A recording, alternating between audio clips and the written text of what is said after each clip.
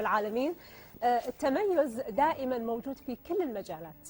احنا دائما ننظر الى الجلاس الفارغ، ما ننظر الى المليان شويه، ما ننظر الى التميز. دائما الجانب السلبي يطغي على كل عمليه نقوم فيها، فليش ما ننظر الى الجانب الايجابي، الى اللون الوردي، ونوخر عن الاسود شويه، عن القاتم شويتين، ونطالع اللون الوردي.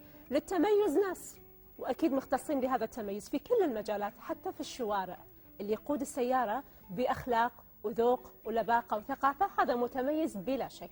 ومعانا من التميز دكتور متميز ايضا في هذا المجال ببرنامج مميز بصباح الخير يا كويت، اكيد دكتور عادل بطيبان اللي راح يكلمنا عن التوعيه المروريه، شلون تكون وشلون تصير وعلى اي اساس تكون هناك توعيه، بعيدا عن كلمه لا ولا تسوي ودير بالك والامر، يعني نوخر عن الامر. دكتور عادل يسعد صباحك. صباح الخير وصباح التميز. صباح الله بالخير. صباح الخيرات، اهلا وسهلا. اخبارك طيب؟ الله يسلمك يحفظك يا رب العالمين. العالمين. دائما اول شيء نبلش احصائيات الوفيات، صحيح. القتل، ما ادري شنو الاشياء اللي تخرع والزوبه، زين بس ما قاعد نشوف رده فعل، ما قاعد نعيش نتائج صحيحه سليمه بالضبط. حتى نغيرها.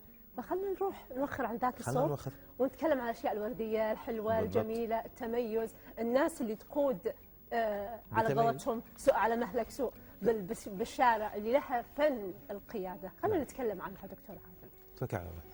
يعني انت استاذه مثل ما تفضلتي على المقدمه الجميله وعلى التميز في التقديم، الله يعطيك العافيه. سلم.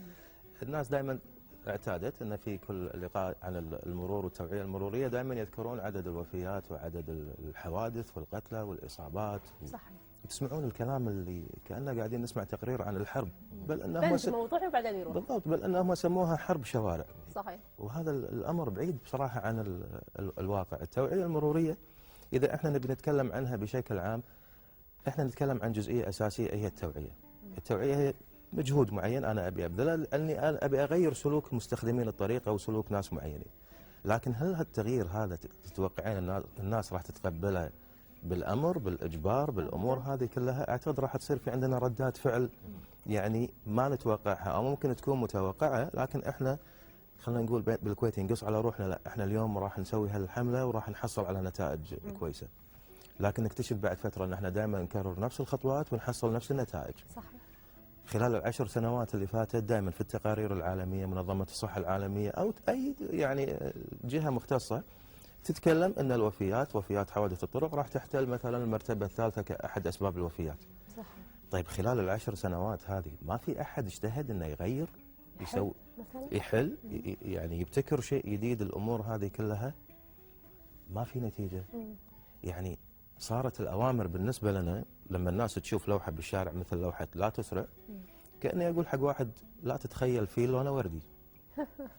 فبالتالي الحين انا قاعد امرك انك انت ما تتخيل فيل لونه وردي، لكن انت على طول راح يرسم في ذهنك فيل طالع لونه وردي. مع انه بالطبيعه ما في فيل لونه وردي. صحيح. لما انا اقول لك لا تسرع، المتلقي اللي موجود عندك كمستخدم للطريق بيشيل كلمه لا. حلو. لانه هو في عنده الطبيعه البشريه رده فعل. منو انت اللي تامرني اني انا ما اسرع؟ صحيح. تمام. هذا رقم واحد. رقم اثنين، لما يلقى اعلان قدامه السرعه طريق الموت او طريق السجن او غيره. انا عندي واحد من اصدقائي يداوم في المنطقه الحدوديه وقريب على التقاعد، يقول لي 25 سنه وانا دايس قبل لا يحطون الكاميرات. يقول لي رايح 180 وراجع 180 وكل مره اقراها لا تسرع الموت اسرع. صارت بالنسبه له العمليه يعني مثل تحصين حق النفس. يعني قبل فقرتنا اعتقد قابلتوا ما شاء الله الجماعه من السفاره الهنديه وسعاده السفير. بالهند في عندهم شغله طريفه جدا، اليهال الصغار يعرضونهم للدغ مال الحيه.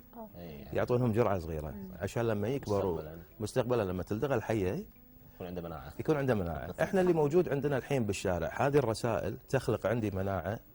لما انا اكون انا اللي سايق السياره او استخدم الطريق ما اقبل هالرسائل، خلاص انا ما اصبحت تاثر فيني. حلو. تشخيص طيب وكلام مميز دكتور عادل. شنو الشيء العملي اللي يفترض هو يطبق هني بالكويت في اطار الرسائل المروريه؟ شنو هي هالاشياء هذه اللي يفترض انها هي تطبق وتكون موجوده واقع عملي علشان احنا يعني نكون عايشين حياه مروريه امنه؟ شوف وسلوكيات مروريه امنه. كلام سليم. بشكل عام اول شيء مستخدم الطريق نفسه، احنا لما نتكلم على المشكله المروريه او نتكلم على المرور بشكل عام ما نتكلم عن سائق المركبه. نتكلم عن السائق، حلو. عن الركاب اللي معه، عن الناس اللي تمشي على ريولها، الناس اللي تسوق سياكل، الناس اللي تسوق قواري. كل بني آدم يستخدم الطريق فهو المفروض أني أنا أوجه له نوع معين